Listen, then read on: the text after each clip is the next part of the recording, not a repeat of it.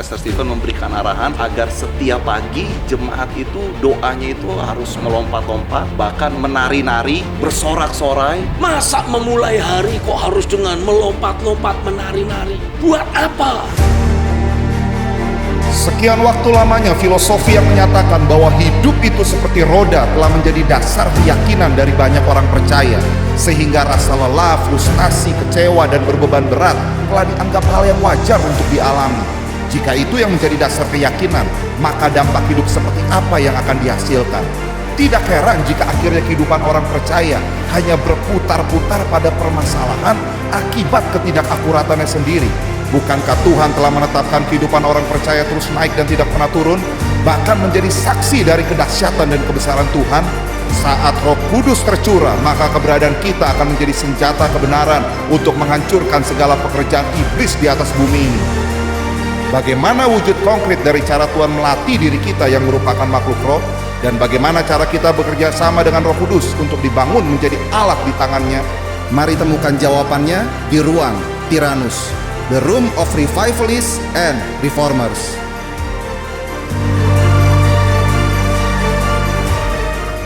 Jadi tergantung memang di manajemen waktu kita ya, Pastor. Ya, karena suka tidak suka kita ini harus belajar menyadari. Dalam 24 jam dalam satu hari yang kita miliki, kehidupan kita ini kan diisi oleh keputusan-keputusan dari tindakan atau kegiatan yang kita miliki. Nah, kalau kita mau bongkar dari sekian banyak kegiatan yang kita lakukan dalam satu hari, apapun kegiatan itu, selalu bisa kita kelompokkan menjadi 4 kelompok besar. Pertama, kegiatan yang bersifat penting dan mendesak. Ini tidak bisa tidak harus kita lakukan, karena memang penting dan mendesak. Tapi ada juga jenis kegiatan yang tidak penting tapi mendesak. Tidak penting tapi mendesak. Nah, kalau tidak penting tapi mendesak, kita bisa alihkan untuk orang lain yang melakukannya. Karena tidak penting buat kita. Tapi mendesak karena ada keterkaitan dengan diri kita. Nah, jadi kalau bisa ya kita alihkan ke orang lain. Ada juga hal-hal yang penting tapi tidak mendesak. Penting tapi tidak mendesak. Kalau penting tapi tidak mendesak, kita bisa lakukan reschedule. Sehingga kita prioritasnya bisa kita arahkan untuk hanya mengerjakan hal-hal yang penting dan mendesak. Nah, saya yakin kalau fokus kehidupan kita diarahkan hanya kepada hal-hal yang penting dan mendesak, waktu 24 jam itu cukup untuk kita menjadi pribadi yang produktif dan efektif. Cukup. Permasalahannya seringkali kita ini tidak bisa mengenali beda antara kegiatan yang penting dan mendesak, kegiatan yang penting tapi tidak mendesak, kegiatan yang tidak penting tapi mendesak, dengan kegiatan yang tidak penting dan tidak mendesak. Kita seringkali ngacak nih. Hal-hal yang sebetulnya tidak penting dan tidak mendesak, justru kita kasih porsi waktu yang lebih lama. Contoh misalkan, kita ini kalau sudah pegang handphone lalu kemudian lihat-lihat IG, nonton TikTok, terus apa lagi, update status di Facebook. Ini waktu 1 jam itu seperti hanya sekejap mata. Berselancar di media sosial. Berselancar di media sosial. Itu hanya seperti sekejap mata. Loh, tahu-tahu kok sudah 1 jam. Padahal kalau waktu 1 jam itu kita pakai mengerjakan hal-hal yang penting dan mendesak, pasti sudah ada banyak hal yang kita beresi. Nah, repotnya kan ketika kita lagi berselancar di dunia maya, di internet, ini enggak bisa kalau cuma 1 jam. Kita butuh lebih ini. Kadang 2 jam saja kita masih merasa kok cepet banget ya. Sehingga butuh waktu lebih lama lagi. Nah, otomatis ini akan menggerus waktu yang seharusnya kita prioritaskan untuk mengerjakan hal-hal yang penting dan sekaligus mendesak. Akhirnya yang terjadi apa? Ya kita ngelembur sampai larut malam, akhirnya istirahatnya kurang, karena memang harus mengerjakan yang penting dan mendesak tadi. Dan waktu kan tidak bisa diulang. Betul. 2 jam yang sudah lewat karena kita berselancar di dunia maya, tidak bisa kita mundurin untuk kita ulang. Suka tidak suka harus makan waktu yang di depan lagi untuk mengerjakan yang penting dan mendesak. Dan seringkali itulah yang membuat orang berkata, aduh saya kurang waktu. Yang buat orang jadi juga lelah ya, Pastor. Yang akhirnya juga membuat orang menjadi lelah. Karena mengerjakan yang penting dan mendesak ini kan butuh energi. Sebaiknya dikerjakan di waktu kita sedang prima-primanya energi yang ada. Jangan justru di sore hari atau mendekati malam, pas waktu kita seharusnya capek, tidur, istirahat. Ada energi tambahan yang kita keluarkan, sehingga ya otomatis jadi tambah lelah. Baik, Pastor Stephen. Ada di Efesus 5 itu, Pastor. Ada firman Tuhan berkata seperti ini, jangan mabuk oleh anggur. Tapi hendaklah kamu dipenuh oleh roh. Nah itu kok bisa ada istilah mabuk oleh anggur terus dikaitkan dengan kepenuhan roh? Bagaimana ini, Pastor? Kok ada satu ayat firman, 2 perbedaan? Sebetulnya begini, ayat firman tersebut memiliki makna. Ketika ada orang-orang yang hidup dalam kemabukan, orang itu mabuk oleh anggur contohnya. Artinya anggur telah menguasai kehidupan orang tersebut. Dan ketika orang itu sedang dalam keadaan mabuk, ini mabuk yang beneran ini ya, bukan mabuk-mabukan mainannya preman pasar gitu. Kalau preman pasar kan pura-pura mabuk aja itu sebetulnya, hanya minum berapa teguk, lalu sambil pura-pura sempoyong-sempoyong gitu mintain duit orang. Dia belum mabuk yang sesungguhnya. Nah orang yang mabuk beneran biasanya udah nggak ngapa-ngapain lagi, udah cuma tiduran aja. Digoyang-goyang juga nggak ada respon, dimaki-maki juga diem aja, ditendang-tendang juga nggak ada respon. Mabuk beneran begitu, mabuk beneran kayak gitu. Nah, dari ayat firman yang mengatakan janganlah kamu mabuk oleh anggur, tapi hendaklah kamu penuh oleh roh. Hamba-hamba Tuhan seringkali punya sebuah pemahaman begini, sebagaimana seseorang mabuk oleh anggur, nggak ngapa-ngapain, tidak memberikan respon apapun terhadap eksternal atau dunia luar yang ada dalam dirinya. Hamba-hamba Tuhan menghendaki agar setiap kita sebagai orang percaya, sebagai jemaat, kita betul-betul mengalami ada dalam kondisi mabuk oleh roh juga.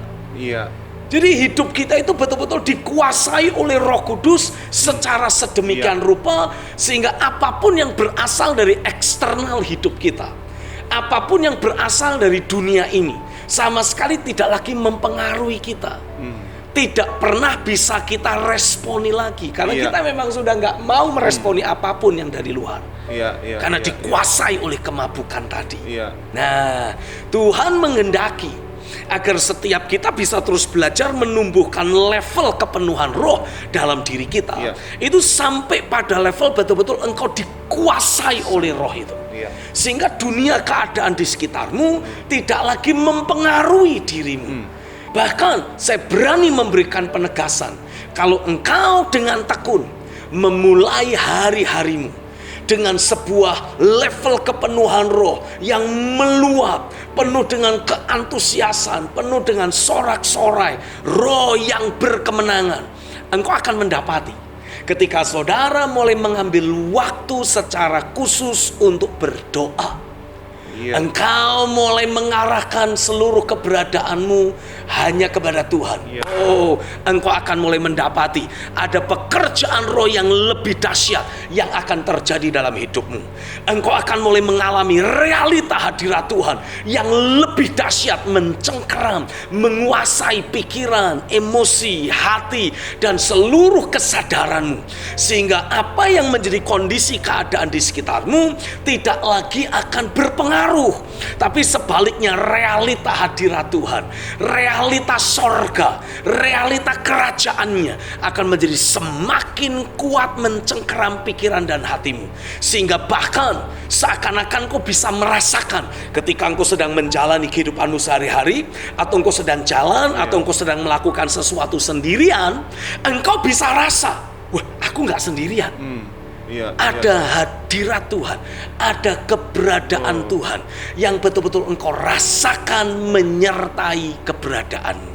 Dan saya berdoa di dalam nama Yesus, biarlah kesadaran akan realita Tuhan yang akan terus engkau alami, yang akan terus bertumbuh dalam dirimu, itu terus bertambah, dan terus bertambah dengan semakin kuat dalam dirimu. Dan aku berdoa di dalam nama Yesus, kesadaran akan realita Tuhan dalam pikiranmu, dalam batinmu, jadi semakin kuat terasa, semakin kuat mencengkeram, sehingga engkau betul-betul alami realita Tuhan di dalam dirimu akan terus menyeruak keluar dan bermanifestasi, menjamah orang-orang yang berinteraksi dengan dirimu. Terjadilah di dalam nama Yesus. Haleluya.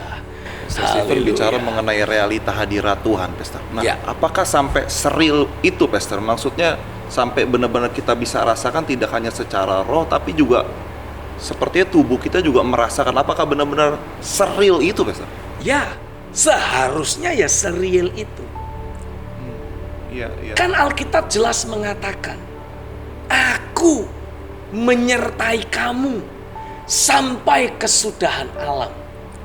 Dan penyertaan yang Tuhan hadirkan lewat Roh Kudusnya itu tidak lagi secara eksternal, tapi di dalam kita.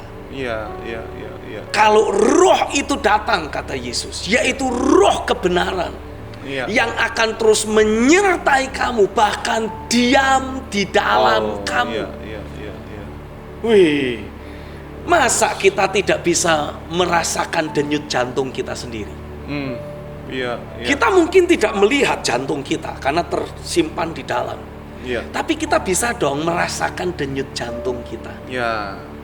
Nah, Roh Kudus itu adalah kehidupan kita. Harusnya kita bisa merasakan dinamika dari pribadi roh itu di dalam diri kita. Mungkin kita memang tidak melihat pribadi roh itu secara kasat mata lahiriah, tapi sama seperti jantung kita juga nggak kelihatan, tapi bisa dirasakan. Dan ada memang. Dan ada, bukan cuma rasa-rasanan doang. Orang Jawa bilang rasa-rasanen. Nah, ini bukan cuma sesuatu yang kita rasa-rasa. Memang betul ada. Roh itu ada di dalam diri kita. Hanya permasalahannya seringkali memang jarang kita perhatikan. Jarang diperhatikan. Nah, ini dia, Pastor. Kita ini kan seringkali jarang memperhatikan denyut jantung kita. Baru kalau ada yang bermasalah dalam denyut jantung kita, baru kita merasa, aduh, kenapa ya berdebar-debar ya? Aduh, kok tiba-tiba dudut. Kan pernah tuh ada orang yang cerita denyut jantungnya jadi tidak stabil lagi, iramanya tidak normal. Dudut. Lalu kemudian baru duduk. Nah, dia baru merasa ada yang tidak beres. Kenapa kita tidak belajar merasakan denyut jantung kita di saat semuanya normal? Seringkali baru kita rasakan kalau lagi nggak normal. Kenapa kita seringkali mencari realita Tuhan di saat ada masalah? Bukankah lebih nyaman, lebih indah kalau kita bisa menikmati realita keberadaan Tuhan dan bahkan bersekutu secara lebih mendalam dengan pribadi Roh Kudus itu di saat kita lagi menikmati damai sejahtera, di saat lagi tidak ada masalah, kan lebih indah. Masalahnya itu, Pastor, justru di saat nggak ada masalah, justru jadi lupa sama Tuhan biasa. Itulah permasalahan yang banyak dialami oleh orang-orang percaya atau bahkan hamba-hamba Tuhan, yang mindsetnya, sikap hatinya, kehidupan sehari-harinya belum diselaraskan dengan firman. Karena bayangkan, selama ini saya bahkan masih banyak menjumpai para pendeta yang selalu menunjuk Tuhan ada di atas, di sorga. Karena pada prinsipnya sebetulnya Tuhan sendiri justru kepengennya tinggal di tengah kita.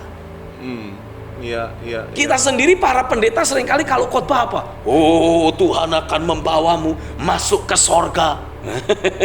Sementara Tuhan sendiri sebetulnya kepengennya membawa sorga nyata di bumi ini, dinikmati oleh anak-anaknya, oleh hamba-hambanya dalam kehidupan sehari-hari saat masih ada di bumi ini. Ini permasalahan utama kita. Pikirannya kebalik-balik gitu ya, Pastor? Pikirannya kebalik. Dasar pemahaman dan paradigmanya terbalik. Sehingga sebagai akibatnya ya kita hampir bisa dibilang jarang atau bahkan tidak pernah merasakan keberadaan Roh Kudus yang ada di dalam kita. Padahal dia adalah satu individu yang nyata. Bukan cuman perasaan-perasaan, bukan cuman sekedar pengurapan atau sekedar kuasa. No, dia adalah pribadi. Sama seperti Gideon adalah satu pribadi, saya juga adalah satu pribadi real. Bisa berkomunikasi, bisa bercakap-cakap, bisa juga dibuat sedih, tapi juga bisa disukakan.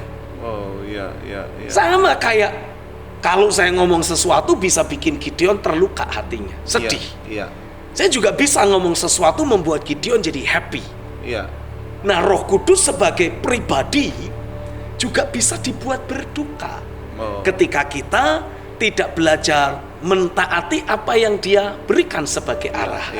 Ketika kita lebih mengambil keputusan mengikuti emosi-emosi negatif kita, lebih suka mengikuti kedagingan kemanusiawian kita, itu semua membuat Roh Kudus berduka. Berduka ya, Pastor? Maksudnya bukan pribadi yang baperan kan, Pastor? Bukan pribadi Roh Kudus itu pribadi yang baperan, bukan. Tapi karena dia sebetulnya merasa berduka akibat dia tahu konsekuensi yang bakal kita alami. Konsekuensi negatif dari setiap ketidaktaatan pasti akan kita alami, dan itu yang membuat Roh Kudus berduka. Sama lah kira-kira. Gideon kan sudah punya anak nih. Kalau anak Gideon terus bertumbuh dan kemudian dia melakukan sesuatu yang keliru, kan otomatis Gideon juga bisa marah bahkan. Kamu tahu nggak membahayakan dirimu sendiri? Kira-kiranya seperti itu. Nah, Roh Kudus pun bersikap sama seperti seorang ayah terhadap kita. Kalau kita melakukan sebuah kekeliruan, orang tua mana yang justru memuji, hebat anakku, wah bagus ya, pinter ya. Udah agak-agak kalau kayak gitu. Ada api justru dipegang, lalu kemudian bara apinya dipegang-pegang, dibuat mainan, weh hebat. Tentu tidak ada orang tua yang akan bersikap seperti itu. Nah, Roh Kudus pun tidak menginginkan kita melakukan hal-hal yang negatif. Karena semua tindakan negatif yang kita lakukan selalu akan menciptakan konsekuensi negatif dalam diri kita. Nah, Pastor Stephen, kan Yesus juga mengajarkan, Pastor, bahwa doa itu Bapa kami yang ada di sorga. Nah, itu kan patokannya udah di atas, Pastor. Ini dia. Ini, Pastor?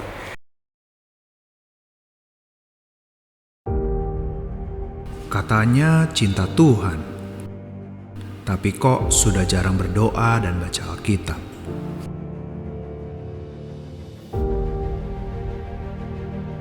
Katanya anak Tuhan, tapi kadang suka merasa tidak pasti berjalan bersama Tuhan. Katanya orang percaya, tapi kadang percaya, kadang juga khawatir sama kehidupan. Ada apa ya sebenarnya? Kamu kurang bertekun dalam mencari Tuhan. Mari bergabung bersama kami di komunitas Gerakan Bertekun. Di sini kita bersama-sama belajar Alkitab secara langsung via Zoom bersama Pastor Stephen Agustinus. Di sini kita bisa mengajukan pertanyaan-pertanyaan secara langsung untuk mengasah ketajaman akan firman lebih lagi. Segera bergabung bersama kami dengan menghubungi nomor di bawah ini. Ini waktunya kita kembali bertekun mencari Tuhan dengan habis-habisan. Kalau nggak sekarang, mau kapan lagi?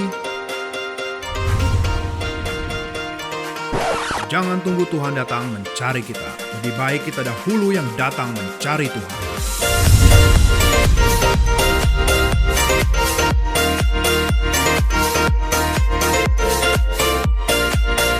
Kan Yesus juga mengajarkan, Pastor, bahwa doa itu Bapa kami yang ada di sorga. Nah itu kan patokannya udah di atas, Pastor. Ini dia. Ini, Pastor? Seringkali kita memahami, saya menyebutnya dengan istilah doa Bapa kami. Iya. Kita memahami prinsip doa Bapa kami itu secara keliru. Ketika Yesus berkata, Bapa kami yang ada di sorga. Pertama-tama ketika Yesus menyuruh kita memanggil pencipta langit dan bumi dengan sebutan Bapa, dia mau kita membenahi terlebih dahulu posisi kita sebagai anak. Oh, namanya jadi ketika manggil Bapa gitu ketika kita masuk dalam sebuah doa, kita harus pastikan kita ada dalam posisi sebagai anak yang taat. Oh, iya. Nah, ketika Yesus melanjutkan dengan kata-kata Bapa kami yang ada di sorga, kata sorga sebetulnya merujuk kepada tempat pemerintahan yang selama ini Tuhan pakai untuk memerintah alam semesta. Sama seperti saya berkata, saya itu tinggal di daerah Gading Serpong, Provinsi Banten, Negara Kesatuan Republik Indonesia. Jadi nama negaranya apa? Indonesia. Nah, Bapa kita yang juga adalah pencipta langit dan bumi itu juga tinggal di sebuah tempat yang namanya sorga. Dan dia punya pemerintahan dengan dirinya sendiri sebagai kepala pemerintahannya. Dia punya pemerintahan dalam bentuk kerajaan. Dan dia sendiri adalah sang rajanya. Tapi ketika sang raja ini, pencipta langit dan bumi, sudah menciptakan sorga sebagai wilayah teritorial kerajaannya, pemerintahannya, dia ingin memperluas teritorial pemerintahan tersebut dengan cara dia menciptakan sebuah tempat baru yang namanya bumi. Dan di bumi inilah pencipta langit dan bumi yang kita panggil Bapa itu ingin memperluas teritorial kerajaannya. Makanya doa itu tidak boleh dipahami sepotong-sepotong hanya sampai pada titik Bapa kami yang di sorga. Kita harus juga melanjutkan sampai kata-kata datanglah kerajaanmu, jadilah kehendakmu di mana? Di bumi. Karena memang keinginan Tuhan adalah menghadirkan realitas sorga di bumi. Bumi ini pengen dibuat oleh Tuhan menjadi sama seperti di sorga. Jadi ketika Tuhan ada di bumi ini, turun ke bumi ini, dia tidak mendapati adanya perbedaan antara bumi dengan sorga. Karena dibangun sama, diciptakan sama. Dan Tuhan menghendaki agar setiap kita sebagai umat pilihannya bisa mengambil bagian untuk ikut bersama-sama melakukan provokasi, istilahnya begitu. Apa yang diprovokasi penduduk dunia ini? Karena ketika manusia pertama diciptakan oleh Tuhan, tujuannya adalah supaya manusia pertama itu berkuasa di atas bumi ini. Karena manusia pertama ini dinyatakan Tuhan sebagai anaknya. Kalau kita membaca di dalam kitab Kejadian pasal yang kelima, Adam itu disebut sebagai anak Allah. Nah, sang Bapa yang juga adalah raja di dalam sebuah kerajaan yang namanya sorga, memperluas teritorial kerajaannya di satu teritorial atau tempat yang namanya bumi, dan dia menaruh manusia, anaknya, untuk berkuasa dan memerintah di bumi sama seperti dia berkuasa dan memerintah di sorga. Tapi terlepas dari apa dan bagaimana yang menjadi rencana sang raja, manusia yang diciptakan ini kan pada akhirnya memberontak, tidak mau menuruti sang raja lagi, lebih menuruti si iblis yang adalah pemberontak kerajaan. Sehingga akhirnya kekuasaan di atas muka bumi menjadi milik iblis, menjadi iya, milik iya. si jahat, dan dia kemudian membangun sistem kehidupan yang saya sebut dengan istilah sistem Babel, yang ditulis dalam kitab Efesus dengan sebutan hari yang jahat, yang ditulis dalam kitab 2 Timotius 3 sebagai masa yang sukar. Itu semua mencetak manusia terus hidup dalam tekanan, mencetak manusia menjadi egois, cinta uang, dan terus membuat manusia mengalami degradasi. Tapi puji Tuhan, lewat kematian dan kebangkitan Kristus, manusia yang percaya kepadanya dinyatakan mati dari dosa, dan manusia yang percaya kepadanya dilahirkan kembali untuk hidup di dalam kerajaannya, menjadi warga negara kerajaan sorga. Dan hanya Yesus dan hanya Roh Kudus yang bisa membuat itu semua terjadi. Roh Kudus yang hidup di dalam diri kita itulah yang pada akhirnya terus membawa kita untuk hidup dalam kebenaran. Dan ketika kita taat, hidup dalam kebenaran, Tuhan membawa kita terhubung dengan realita kerajaan secara nyata. Roh Kudus itu juga yang membuat kita menikmati semua yang Bapa Sorgawi sediakan, menikmati pemeliharaan, menikmati penjagaan, menikmati pengayoman yang Bapa Sorgawi memang sediakan buat anak-anaknya yang juga adalah warga negara kerajaan sorga. Ketika kita mulai menikmati kehidupan yang berbeda, karena kepenuhan roh juga terus terjadi dalam diri kita. Kita tidak tercetak menurut dunia ini, tapi kita tercetak menurut firman. Apa yang terjadi? Hidup kita semakin dibedakan. Dan orang-orang dalam dunia ini akan bisa terprovok. Memang harapan Tuhan itu memprovok mereka lewat kita. Supaya mereka mulai berkata, gimana caranya aku bisa menjalani kehidupan sehari-hari seperti kamu. Waktu orang-orang di atas muka bumi ini yang selama ini hidup berat, tertekan, punya masalah, penuh sakit penyakit, lihat kita sukacita, sorak-sorai, penuh damai sejahtera. Mereka pasti kepengen. Dan ketika mereka datang, kepengen jadi sama kayak kita. Kita bisa mulai memuridkan mereka, menolong mereka untuk memahami bagaimana mati bersama dengan Kristus, supaya dosa tidak lagi berkuasa. Tapi pada saat yang sama mengalami pekerjaan Roh Kudus yang membawa orang tersebut dilahirkan kembali sebagai warga negara kerajaan sorga. Jadi ketika menjadi warga negara kerajaan sorga, Pastor, apakah ini akan menjadi penggenapan ayat dari bahwa kerajaan sorga itu berbicara kebenaran, damai sejahtera, dan sukacita? Lingkupannya seperti itu, Pastor?